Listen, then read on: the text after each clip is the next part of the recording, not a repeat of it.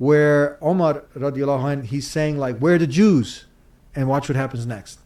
At that point, the Caliph says, I want to see the Temple Mount. And Sophronius goes, why? And the Caliph goes, because it's holy. It's holy to everybody. It's holy to Christians, it's holy to Jews, it's holy to Muslims. And Sophronius goes, nah, we haven't been treating it as holy to anybody.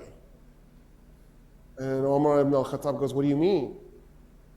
And so Sophronius says, so after we tore down the second temple of Solomon, when we conquered Palestine, we turned the Temple Mount into a garbage dump to punish the Jews.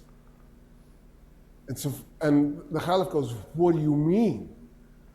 And Sophronius goes, yeah, there's like 500 years of refuse on that thing. It's just a garbage dump. And he goes, show me. They walk up to the Temple Mount, and the Caliph can't believe what he's looking at. He falls on his knees, and he begins clearing the garbage by his hands. His army sees their leader on his knees clearing garbage, and they run up, and they start clearing the garbage themselves. And they clear the garbage off the Temple Mount.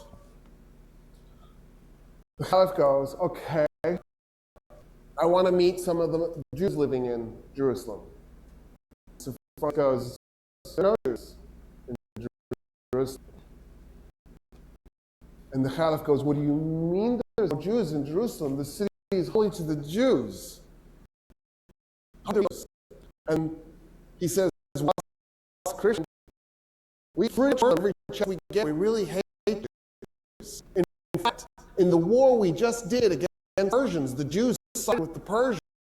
And so we murdered 20,000 Jews in Jerusalem and completely purged the city of its remaining Jewish population.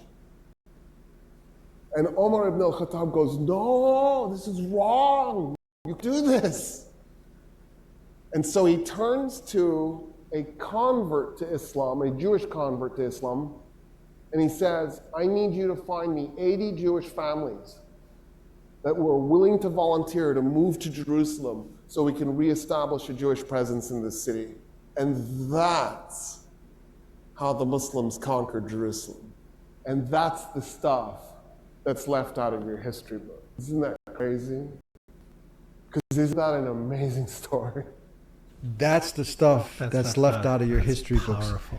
If we would have just talked about it's one thing, but now you have an academic, this is a professor. We know this history, Right. but this is the stuff they're leaving out of the history books. Intentionally.